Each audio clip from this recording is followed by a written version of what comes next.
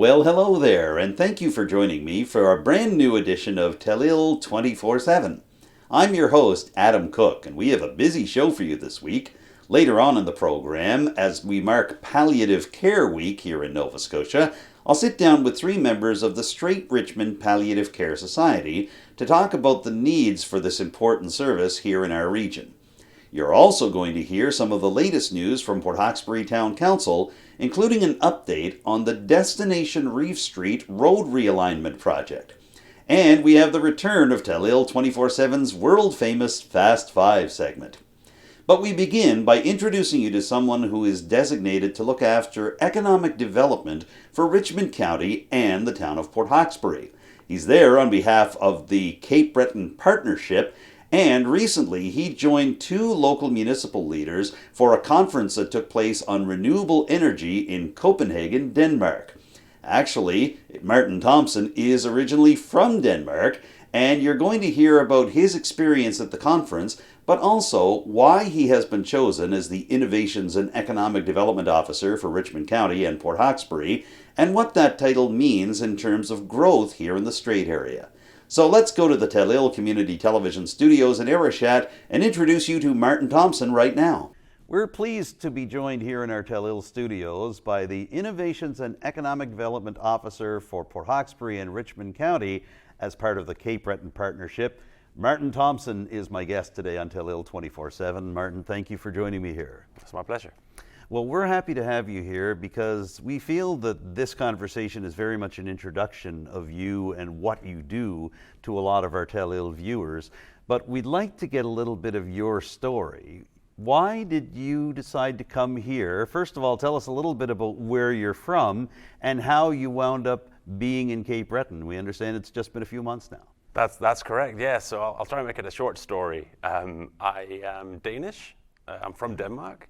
But I've lived in Scotland for the last pretty much 10 years, where I've worked, I did my postgrad in Scotland, and then I've worked in community development, and I've worked in economic development in Scotland. But in Scotland, I met a girl who's from Cape Breton. So that's the connection there. And we lived together in Scotland for a while, and I was obviously very fortunate to come and visit Cape Breton during that period as well.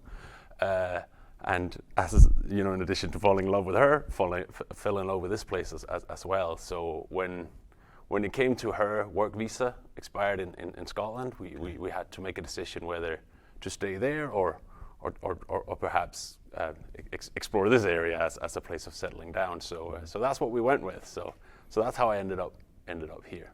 Was it attractive to you to come to a place that obviously not only has some Scottish culture and some Scottish roots, but at the same time, you'd mentioned your work in community development, and it seems like that's something that's a priority in this neck of the woods. Was that attractive to you? Absolutely, yeah. There's so many similarities between well, it's the old Scotland, new Scotland, isn't it? Yes.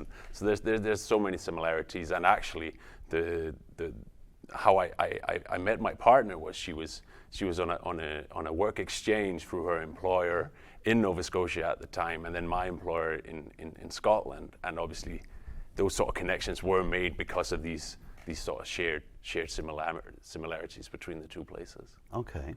Now, as I mentioned, you're serving as the Innovations and Economic Development Officer for Richmond County and the town of Port Hawkesbury.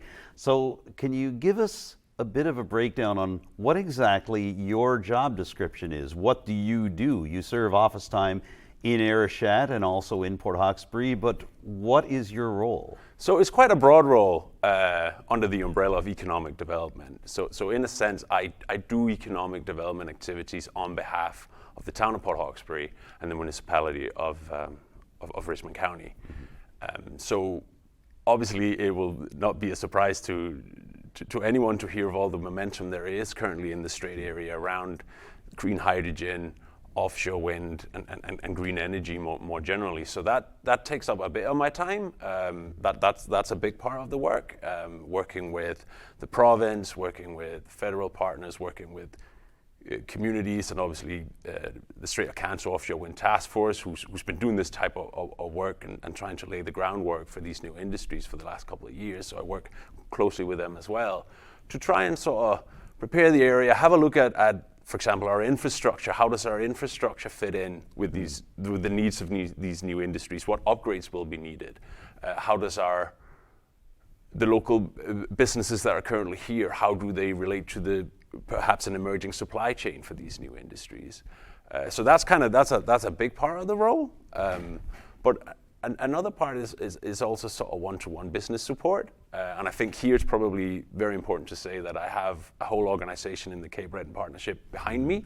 So within that organization, we do business planning services. We do a lot of sort of marketing services. We obviously do a lot of immigration services, and we do HR services, and there's a lot more. So within this area, I act as the first point of contact for the Cape Breton Partnership, but obviously there's a lot of resource behind me in order to signpost local businesses who, whatever their need might be, updating a business plan. We have in-house services that can help them with that. This is an employer who needs immigration advice. We have an in-house service that can help with that. So I'm kind of on the ground for a lot of these things, and perhaps having some initial meetings, but then I can kind of sort of pass people on to the right place in the Cape Breton Partnership, which is an economic development organization. All right, I'll ask you quickly, if people wanted to speak to you or contact you, where is your office space in Isle Madame and in Port Hawkesbury? How can people get a hold of you? Yeah, so in Isle Madame, in Richmond County, it's here in Arishat in the municipal offices. And in the town of Port Hawkesbury, it's in the professional centre on Church Street. I sort of office share with the Chamber of Commerce and ACOA and Invest Nova Scotia. And for some of our viewers, the professional centre may be best known as the home of 101.5 The Hawk FM here in this area. So that's one way they can identify it. Definitely. As well too. Yes. Now, we'll be talking in just a minute about a special trip that you took to Denmark, where you're originally from, with the mayor of Port Hawkesbury and the warden of Richmond County. But before we get to that, I want to ask you, what has it been like working with these municipal councils over the past few months in this particular role? What's that been like? It's been really, really fantastic, I would say. Like the passion and the drive there is in these two municipalities to see change happening here in these communities is really, really, how do you say, contagious. It's infectious. Infectious, yeah. It's been really, really good. And I say kind of I'm contracted to do economic development for the municipalities, but that doesn't mean that economic development isn't and hasn't been on their agenda already. People are really, really pushing for this, and there's a lot of passion and a lot of willingness to see things happen in here. So that's been really good, and people are really nice in each of the municipalities and have been very welcoming and helpful and things. So no, it's been a joy. Well, it's good to hear. And I mean, you're talking about the economic development structure that's been set up, and you've mentioned green hydrogen, green ammonia, some big moves happening there. This has been a region that, even with all its successes, has gone through boom and bust stages in terms of the economy over the past 30 to 40 years. Do you feel like you're arriving at just the right time, that this area could be on the cusp of something big? Yeah, definitely. There's a lot of momentum here at the moment. As you allude to there's some history that I'm not completely caught up on, but certainly at this point in time, it feels like it's the right moment to have landed here. What's quite interesting, just sort of comparing it to my role in Scotland, I had a similar economic development role in Scotland with the Scottish Government's Agency for Economic Development in the Highlands and Islands. Was that we had a lot of offshore wind in the area that I was working in. Yes.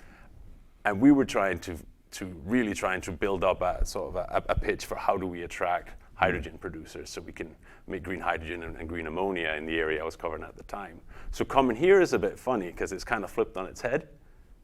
There is already green hydrogen developers here, and now it's that offshore wind piece and onshore wind piece that we're kind of working on and needs to be connected to it too. So that's been quite an interesting one for me. And with all this in mind, one of the other reasons that we're happy to have you here in our Telile studios is because you are just back from a week in Denmark, in Copenhagen, with Mayor Brenda Chisholm-Beaton of Port Hawkesbury and Richmond Warden Amanda Mumberket, the co-chairs of the Strait Area Offshore Wind Task Force, at the Wind Europe 2023 conference, a major wind energy conference. And I want to get a sense from you, first of all, as to why it was important for the Strait area to have a delegation like this. Obviously, it was at the invitation of the Nova Scotia government, but why do you feel it was so important for the three of you to head over there? Well, it's just as we alluded to before, there's so much momentum here now, and Nova Scotia, as you may be aware, has obviously announced that there will be an auction of seabed licenses in a couple of years, and they're currently working on developing the framework. Actually, at the conference, the Nova Scotia roadmap to offshore wind was announced. So there was a clear Nova Scotia lens through that, and what we think here in the Strait and wider Cape Breton is that we have the infrastructure, we have the facilities, etc., the skills, the people, that makes this an ideal place for offshore wind. So that's why we thought it was important to go there, to go and speak to these companies, both major developers and smaller supply chain companies, because they're all there. We're talking 14,000 people at this conference, with I think around 600 exhibitors, to talk about the area here, to talk about what we have, to talk about this auction that is coming down the line, to make them interested in the region. And I think I was a little surprised. I thought Nova Scotia would have been more on the radar to them than it was. Okay. So we actually found ourselves having to talk quite in detail about this and what's happening here, and they were certainly interested in it. So that was one part. The other part was just to go and learn. Europe has been doing offshore wind for, it's coming up to 35 years, whereas here it's a completely new industry, so obviously you have a lot of knowledge in Europe. So just to go and learn about the current opportunities and challenges to the industry was hugely beneficial for us. So things like what's currently a barrier to the supply chain in ramping up production there, because all that stuff is going to be relevant here too. And obviously, and perhaps most importantly, is to make some key contacts with the companies here, make them interested in Nova Scotia and the Strait area in particular, and perhaps even put them in contact with some of our local businesses here that might could view to diversify and become a part of a supply chain of these new industries in the future, but with the help perhaps of some European companies who's done this before. Now, I'm wondering, as you speak about how long the industry has been running in Europe, were there any one or two areas or countries that you think might be a good example for Nova Scotia and for the Strait to follow? Were there any that really stood out for you as leaders in not only wind energy, but renewable energy as a whole? I think so, yeah. I mean, Denmark is a good example. Denmark's been a leader in wind energy ever since it started in the 70s for onshore wind. I think the way things have structured, not just technology development, we can learn a lot there, but also just in terms of how communities are consulted around these new industries.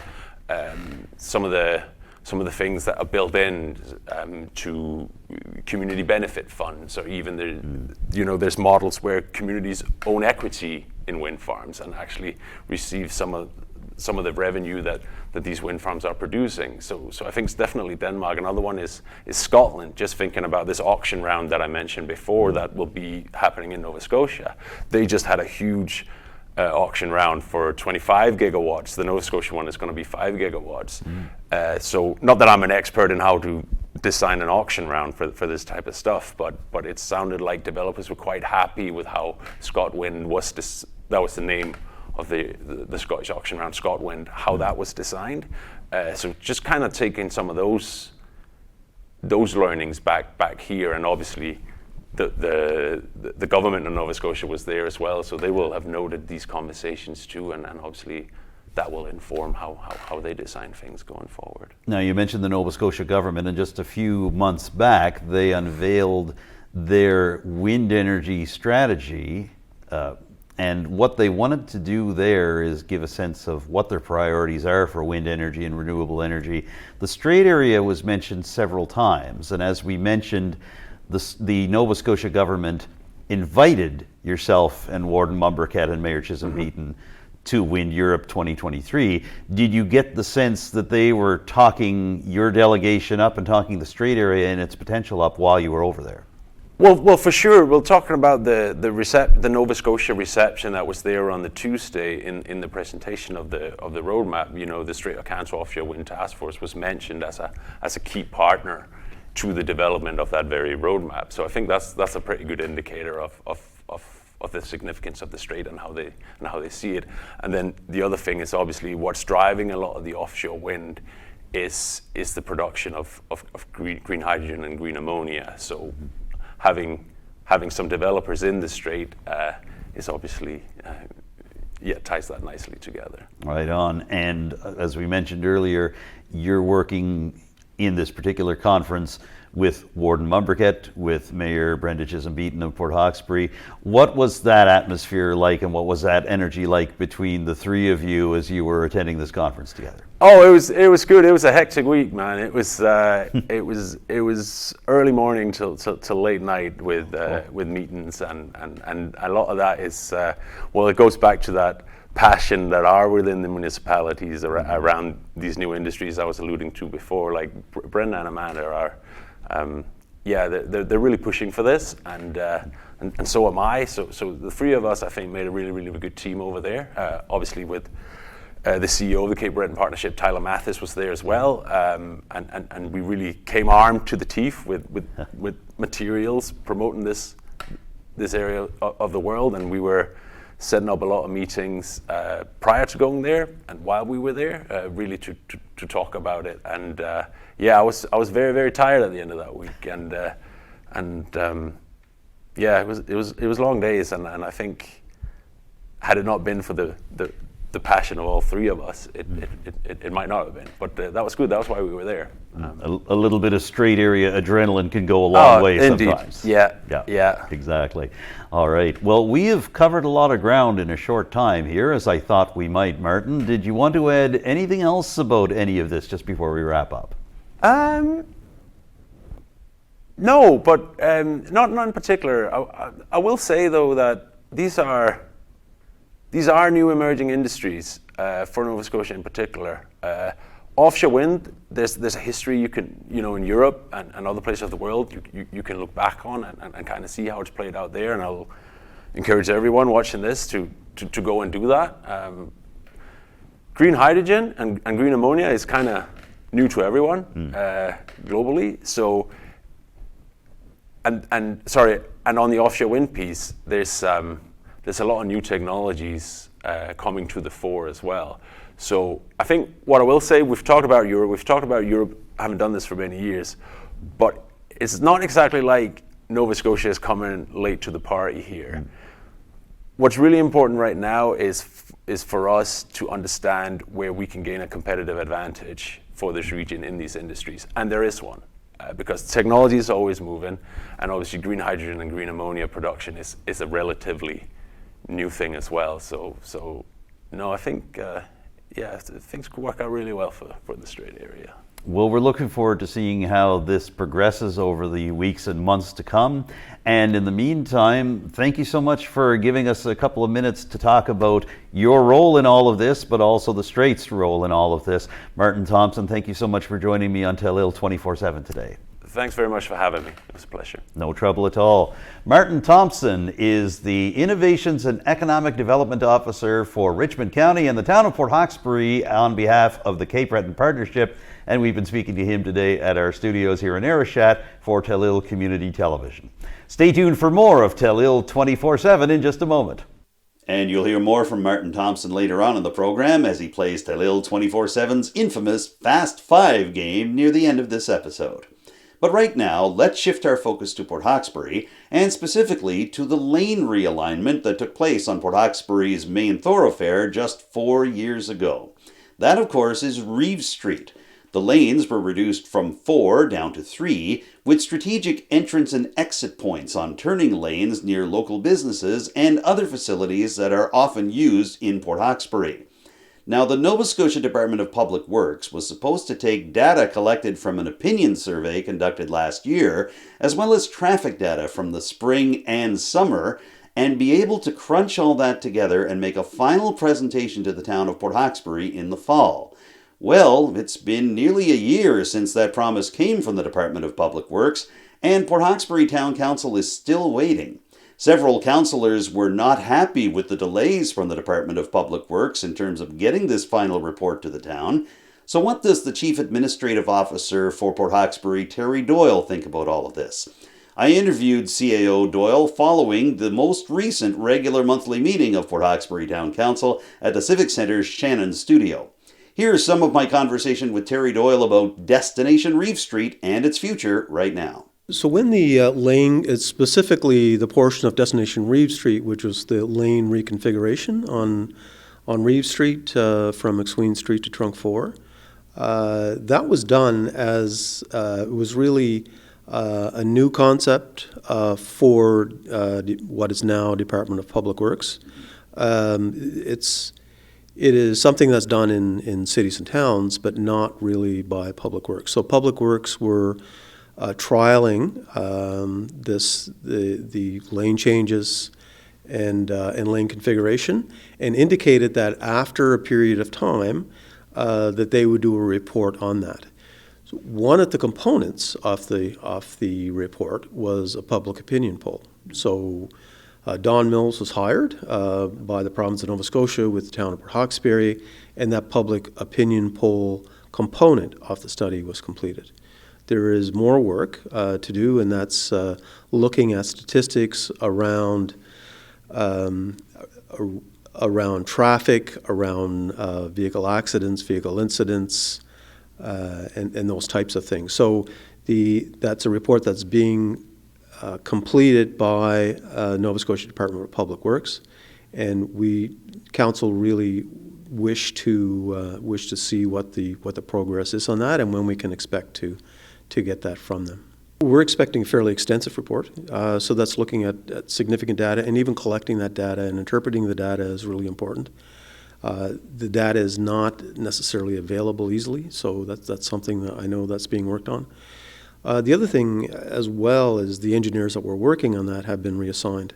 So that history that was taken through the whole project from back in 2012, I believe, when the concepts were being developed, is missing. So we're trying to find out how we can, when the department's going to be able to complete the work. But I would say that it is a fair amount of work. The public opinion, again, the public opinion poll was one part of the study.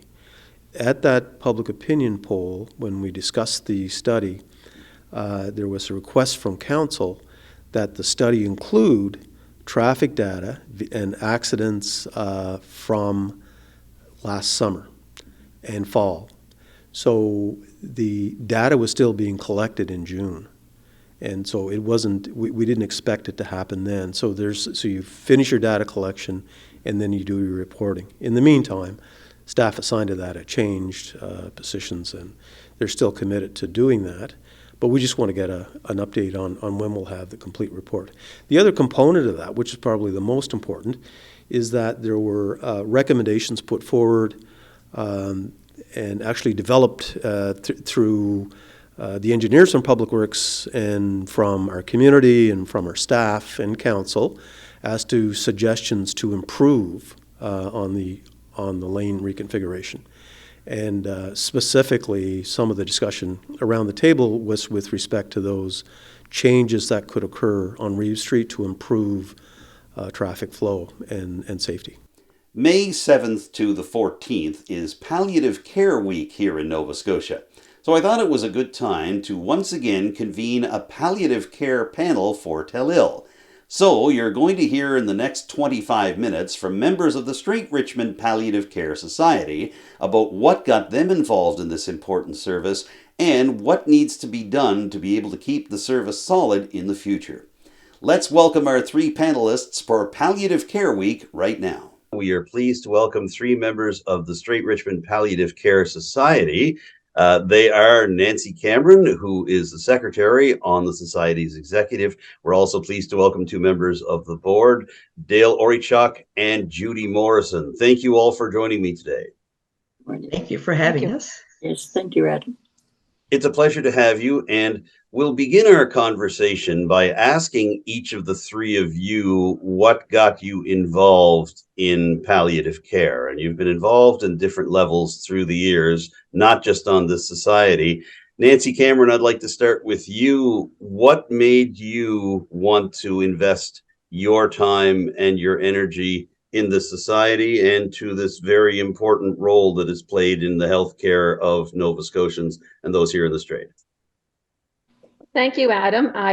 My history goes back to 1992 when my mother was diagnosed and told she had a terminal illness down in the United States outside of Boston. And her one wish was to remain at home. And at that time in Boston, they had a hospice, which was invaluable to our family. And I was living here in Nova Scotia at the time and working as a nurse at Strait-Richmond, and always felt that something came up in our area regarding hospice palliative care. I wanted to be involved. And several years later, there was a ground root from the ground up.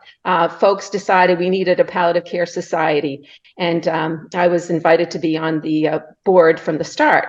And so it was my privilege to be on the board. And then I got the opportunity to be the palliative care nurse coordinator at Strait-Richmond. And at that time, I stayed ex officio on the board for 19 years.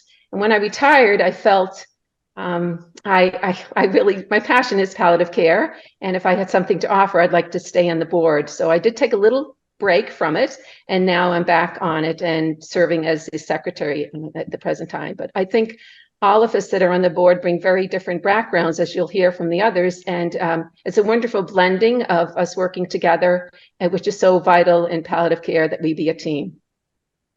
Well, thank you, Nancy. And I did want to get the other backgrounds as well, too. So I'm going to shift over to you, Dale Orichuk from Hay Cove. And you have special reasons for wanting to continue this work as well, too. Can you tell us a little bit about what motivates you to be involved in palliative care? Well, Adam, I began a palliative care career in 1989 in Sydney, and I worked for over 20 years as a palliative care nurse coordinator and watched the program grow over the years. So when I retired to Richmond County, I still wanted to stay involved. As Nancy said, you feel very passionate about this work. So having known about the Strait-Richmond Palliative Care Society through provincial networks, and I knew some of the volunteers, I was just very happy to become part of this small but mighty organization, and to feel as it's a privilege to be able to stay involved in work that I loved for many, many years. And we've appreciated your years of service to this as well, too, Dale. So thank you.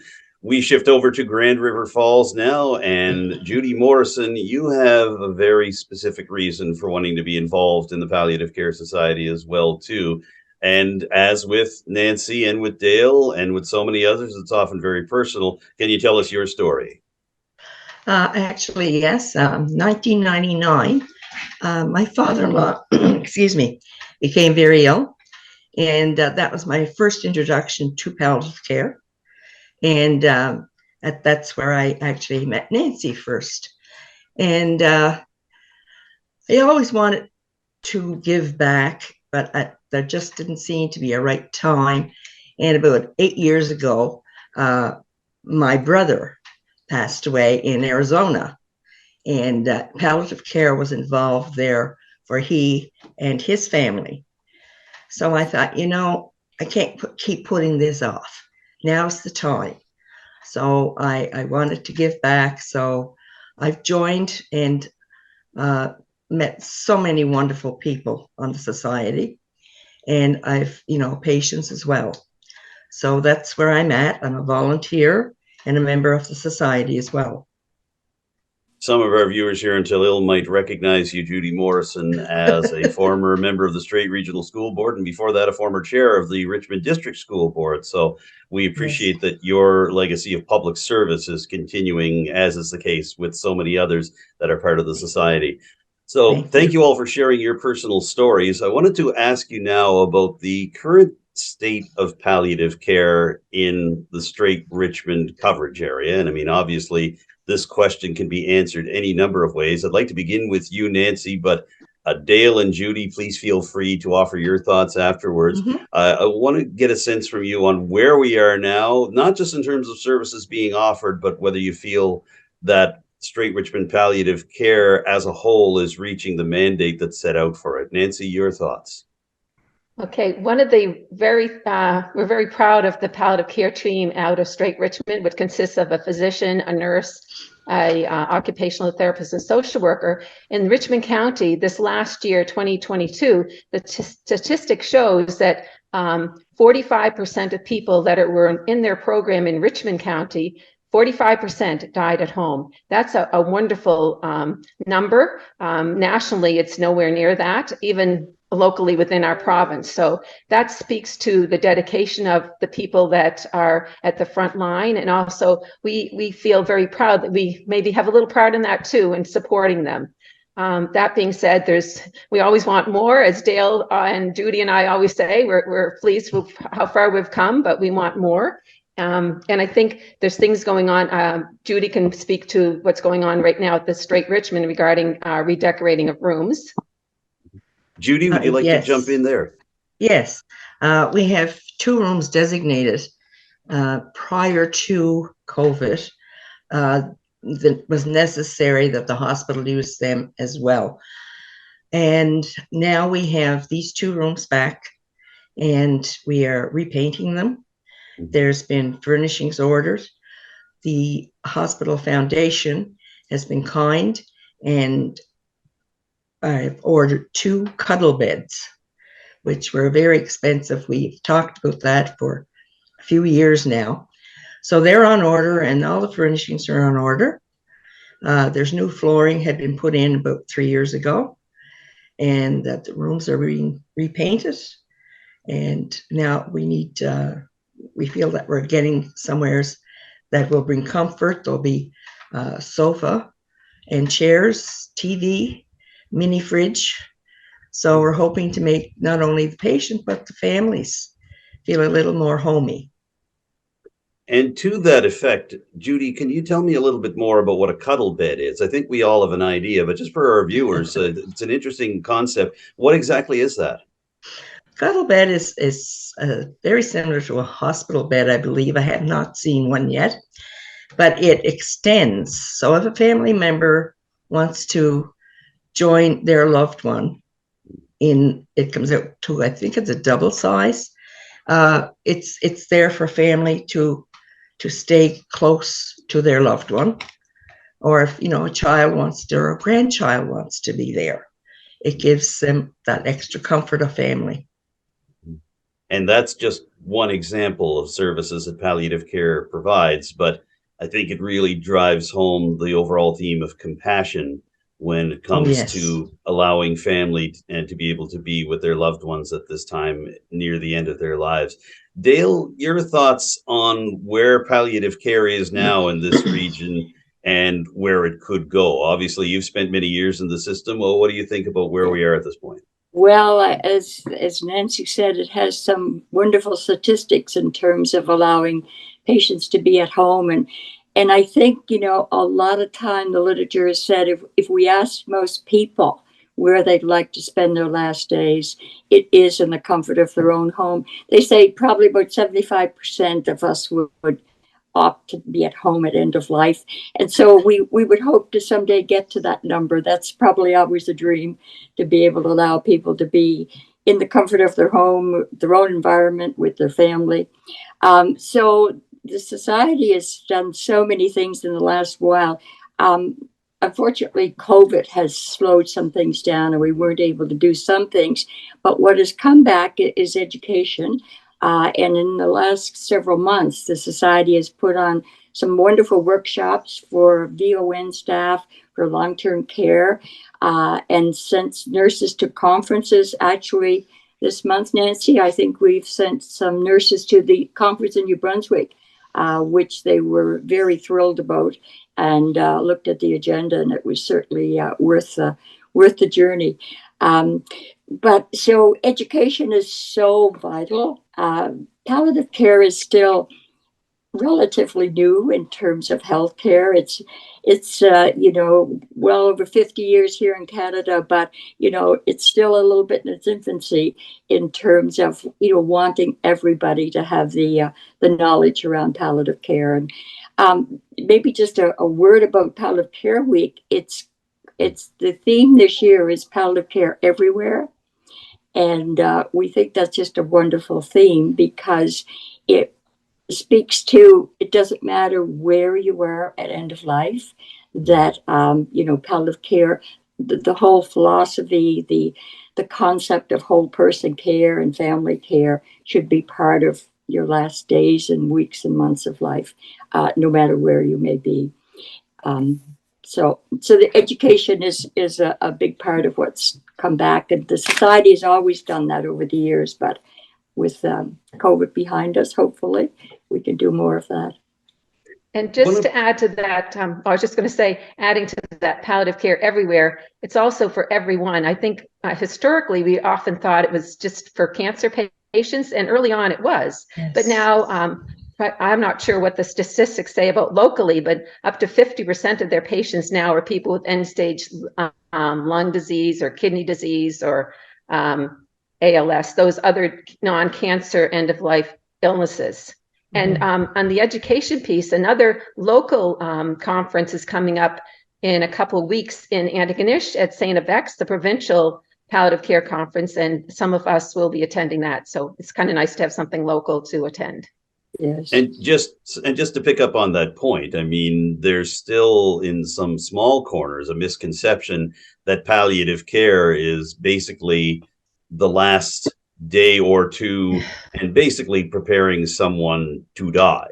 And there is preparation for that, but it's much longer and it's much more intricate than that. Do you feel those misconceptions, any of you answer this any way you wish, do you feel some of those misconceptions are lessening now due to the education provided by groups like Strait-Richmond Palliative Care Society?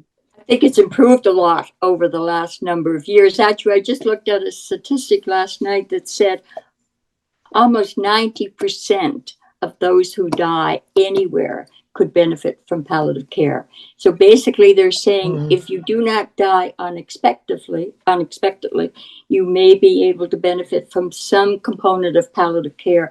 And I guess it's not just an organized program, it's a philosophy. So if you get that education out there to everyone in healthcare, they can respond when somebody is nearing end of life.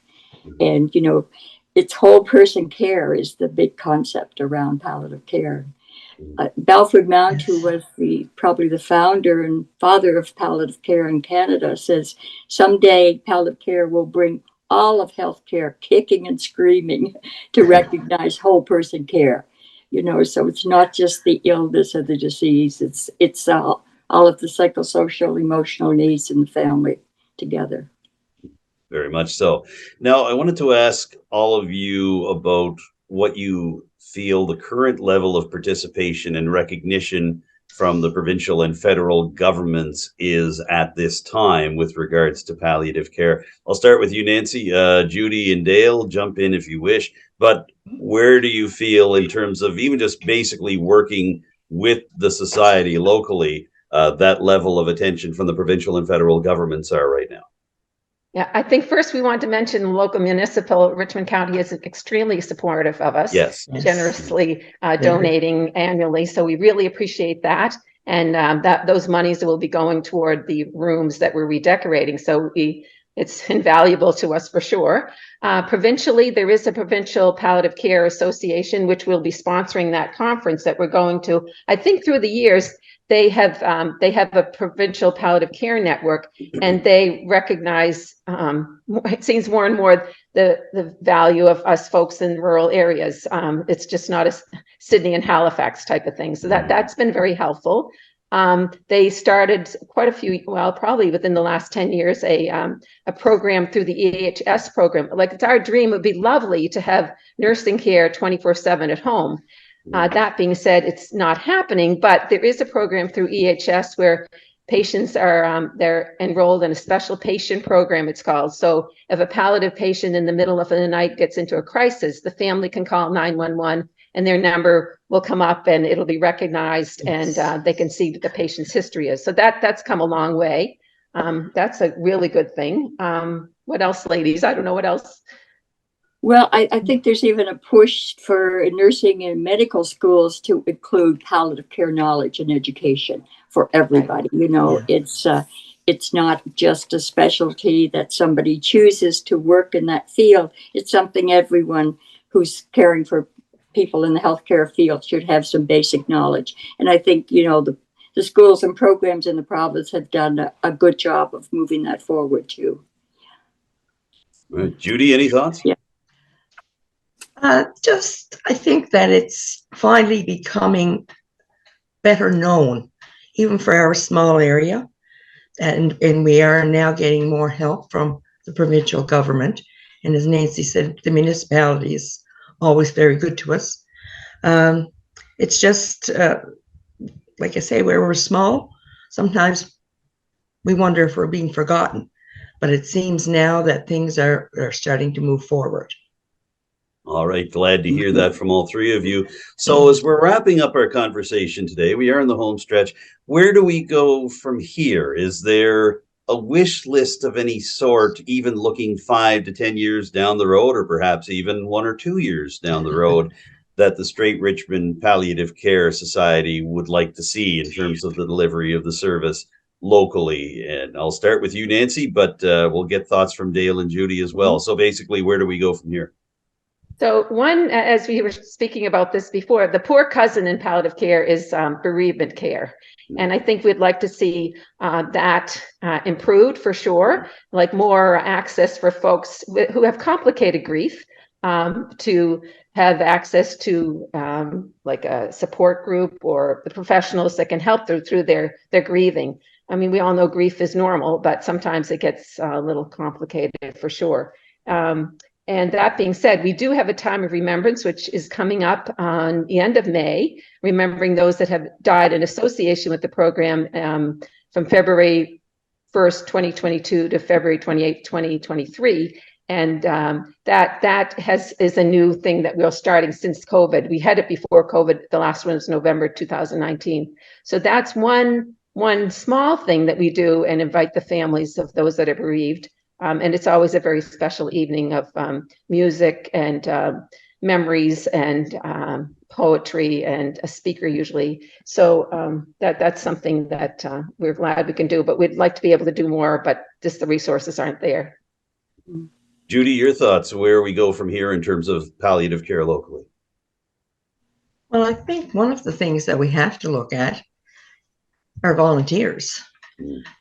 We are an aging society right now, and it would be great if we could get younger people interested. And I'm not sure, excuse me, exactly how we could do that. I think one of the things that maybe frightens people off is when they hear palliative care, they're just thinking end of life, which it is. But at the same time, you could have a patient for 4 years, perhaps, that are, palliative, but are well enough to still go maybe into the hospital for something. And they may decide that they want to have somebody to talk to. Maybe they don't have any family. Yeah. So, if people can look at that aspect of it, that would be wonderful for us. Dale, your thoughts on the future of palliative care, or even immediate future in this area? Yes, and I agree with Judy. You know, the need for more volunteers. Unfortunately, again, you know, COVID, we've lost a lot. There's some new programs even being thought about. A flower program, for example, that volunteers would do small arrangements and bring them to the patients on a regular basis, or you know, music program. There's so much opportunity, you know. So I guess we're probably recruiting for some more volunteers to be involved, and you know, and into the home especially. Sometimes, you know, just to shovel the walk or mow the lawn, you know, means so much to sometimes elderly couples who just don't have that support. You know, volunteers can be invaluable. We are in the home stretch of our conversation. We've covered a lot of ground, as I thought we might. Do any of the three of you have anything else you'd like to say just before we wrap up here? I invite people to look at our Facebook page, which we update fairly often, and also we have a website that's active. Dale or Judy, any final words? Quote that, you know, it takes a village to raise a child. I think it takes a community to help us die well. It's not just about healthcare delivery. It's about the community in which we were born and we lived, and we will die with family and friends around, and support from everybody. Judy, last words to you, if you'd like. I find that the palliative care as a volunteer has certainly changed things in my life. I think it shows so much compassion and care and love. And even when you meet the patient, you get this extra, bad word maybe, but extra life from them. And it's so nice to be able to sit down and just chat with them about whatever they want to chat about. We know that service in palliative care at any level often involves a very personal stake, and we are grateful to all three of you for sharing that personal stake with us this morning. And we thank you for what's really a very noble service for many people in our community and for their families. So thank you all, and thank you for joining me for this panel here for Telile Community Television today to mark Palliative Care Week. Thank you so much for joining me. Thank you. Thank you, Adam. Having us. Really appreciate Thank it. you. Yeah. No trouble at all. Nancy Cameron is the secretary of the Strait-Richmond Palliative Care Society. She is from Pleasant Hill in the Port Hastings area. Dale Orichuk, a longtime palliative care nurse in the Cape Breton Regional Municipality. She is based in Hay Cove and serves on the board of directors for the Strait-Richmond Palliative Care Society. And Judy Morrison is a former director of the Richmond District School Board and a former member of the Strait Regional School Board, a board member of the Strait-Richmond Palliative Care Society. We've reached her at her home in Grand River Falls. And if you'd like to hear more about this topic, you can visit Telile's YouTube channel for an extended version of our Palliative Care Week panel. But right now, let's take you back to Port Hawkesbury Town Council, partly because the town is working on an issue that also has an impact on Richmond County, as well as Inverness County and the town of Mulgrave. All four municipalities have been working over the past few months to see if they can come together to share the cost of a bylaw enforcement officer that would have control over all four of these municipal units. 2 months ago, Port Hawkesbury officials asked their municipal councillors to come up with 3 priority areas as to what they'd like to see a municipal bylaw enforcement officer doing for the town. However, it seems like that information has been slow in coming, and that frustrated Town Councillor Jason Aucoin, who has been Port Hawkesbury's point person in these discussions with the other 3 municipalities. I caught up with Councillor Aucoin following the latest regular monthly council meeting at the Port Hawkesbury Civic Centre. Here's what he had to say about the delay and the general nature of the talks with the other 3 councils. So I think that there's been a little bit of confusion in the past, but I think we're all on the same page right now, and I expect that within the next week or so, Council will bring forward to myself the top 3 priorities, and then I can bring that forward to a meeting with Inverness, Richmond, and the town of Mulgrave, because we are considering hiring a bylaw officer for all 4 municipalities. I suspect once I am able to pass in our 3 priorities that the meeting will be set in the near future. Oh, it's fantastic. It's everybody's positive, and it's great to be able to work with your surrounding municipalities and become partners and work together for a common goal. There was only one presentation at that council meeting at the Port Hawkesbury Civic Centre, by the way, and it came from the fire chief for the Port Hawkesbury Volunteer Fire Department, Donald MacDonald.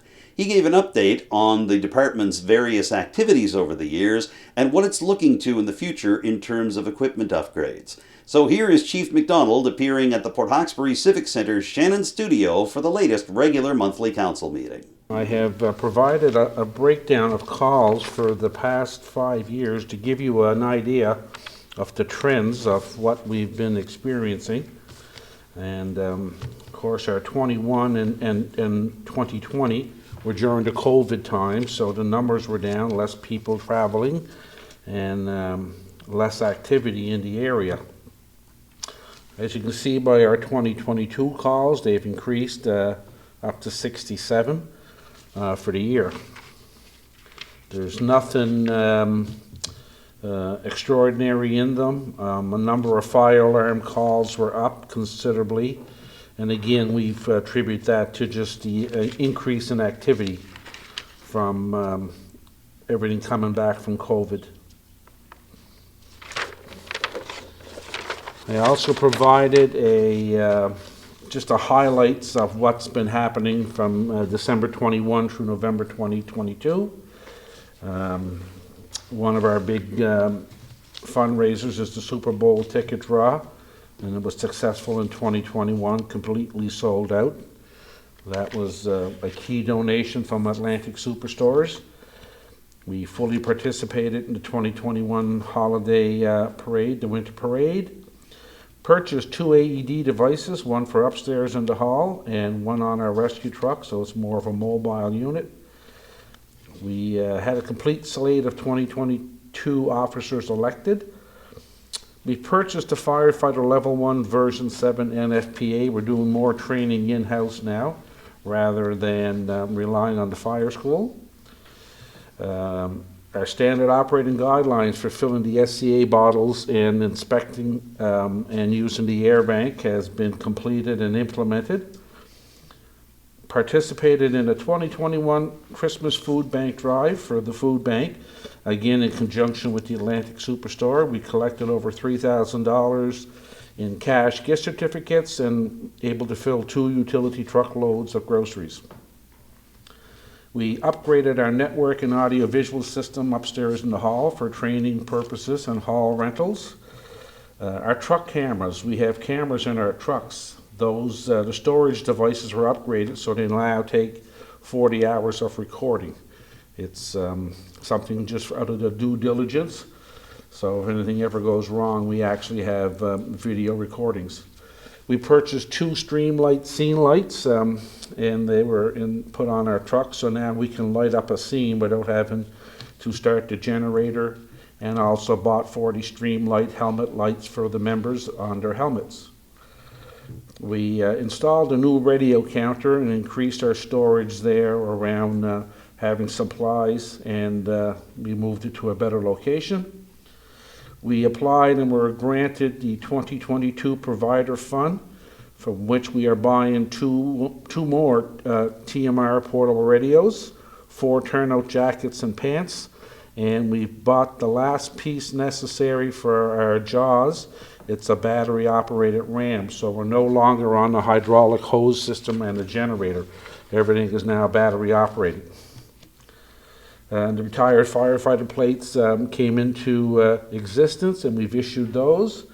Our trail mule, which was donated by the Strait Trail Association, was damaged on a rescue, and we've got that fixed back on the truck, and also participated in the International Trail Day celebrations. Organized with the MAD group, a mock motor vehicle accident at the hall, which was also recorded by the media class from Sarek. Supported the Strait Festival fireworks again this year, or in 2022. Air packs and SCBA have been inspected, tested, and cleaned. Participated in firemen's funeral services in Louisdale. Supported the Ukrainian auction, was a hall donation for them. We had one firefighter attend a foam ICS training in Texas, which was courtesy of Everwind. Ongoing society preparations continued to take place in 2022, which were successful in 2023. We've replaced our thermal imaging camera, and we continue with our Wednesday night learnings and Sunday morning organizing and upgrading. I noticed on here that I didn't include that we were also in the antique car show with our old fire truck. And we also participated in the Pride Parade as well. And those are just some of the highlights of what we've done in 2022.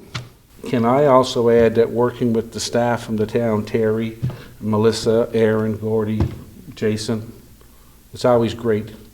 There's never a no. It's always, how do we make it work? So it's appreciated. And we're almost at the end of this week's edition of Telile 24/7, and you know what that means. It's time to play the Fast Five game. Let's head back to the Telile studio in Arishat, where we meet Martin Thomsen, the Cape Breton Partnership's Innovations and Economic Development Officer for Richmond County and Port Hawkesbury. Let's see what he has to say when we ask our foolish Fast Five questions. Martin, are you all ready for the Fast Five? I think so. All right, spoken like a champion. All right, here we go. First of all, quick question, coffee, tea, or neither? Coffee. How do you take your coffee? Black. Nicely done. Spoken like an economic development officer for 2 municipalities. There you go. Yes, nicely done. I have seen this movie 5 times. I would watch it another 25. What is that movie? 1995's Heat with Robert De Niro and Al Pacino. Nicely done. That's a deep cut. And Al Pacino just turned 83 just a couple of weeks ago. He probably could play that role all over again. You never know. All right. Dream vacation. Dream vacation. I'd really like to go to East Africa. I've never been, but I'd really like to go. Yeah, spend some time there. You fancy yourself on safari? Yeah, but I love other things as well. Yeah, some hiking and yeah. All right, that sounds wonderful. Well, in a similar vein, question number 4. If I could be any animal for one day, I would be what animal? A bird. Bird? Any bird. Just flying would be awesome, I think. Okay. A lot of people answer with the bird or even with an eagle because they would love to fly. So we've got a lot of people soaring high in this area. So there you go. There we are. High Well ambitions. done. Yeah, that's what you need. Nicely done. And last question. What is the best sandwich?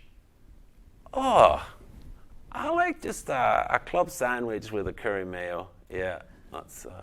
I've never tried a club sandwich with a curry mayo. I'll have to give that a shot. That's how we do sometime. them in Denmark. Nicely done. I like it. I like it. Martin Thomsen, you have done it. Thank you so much for giving us some time for the Fast Five here today. Thank you so much. All right. Martin Thomsen is the Innovations and Economic Development Officer for the Cape Breton Partnership, overseeing Richmond County and the town of Port Hawkesbury, and he is the latest volunteer for Telile 24/7's Fast Five. And there you have it. That wraps up this week's edition of Telile 24/7. Thank you for tuning in, and a special thank you to my interview guests this week, Martin Thomsen, Terry Doyle, Jason Aucoin, and our Palliative Care Week panelists, Dale Orichuk, Judy Morrison, and Nancy Cameron. Just a reminder that you can see the extended version of our Palliative Care Week panel on Telile's YouTube channel, which also features every single episode of Telile 24/7, including this one, and individual segments and interviews from our shows. You can also see every episode of our sister news program, Roundtable, and you can check out several new cultural, musical, and information programs from everybody at Telile Community Television. You can also follow Telile on social media, including Facebook, Twitter, Instagram, and TikTok. If you have any thoughts about what you've seen here on Telile 24/7 over the past hour, or you'd just like to make some suggestions for a future edition of the show, I'd love to hear them. You can contact me directly. My phone number is 902-625-8863, and you can reach me by email using the address adamjrcook, cook with an E, @gmail.com. You can also contact Telile directly with your thoughts and suggestions. The station phone number in Arishat is 226-1928, and the best email address to use is telile@telile.tv. For now, I'm Adam Cook. Thank you once again for joining me here on Telile 24/7, and I look forward to seeing you again next week with a brand new show. Bye for now.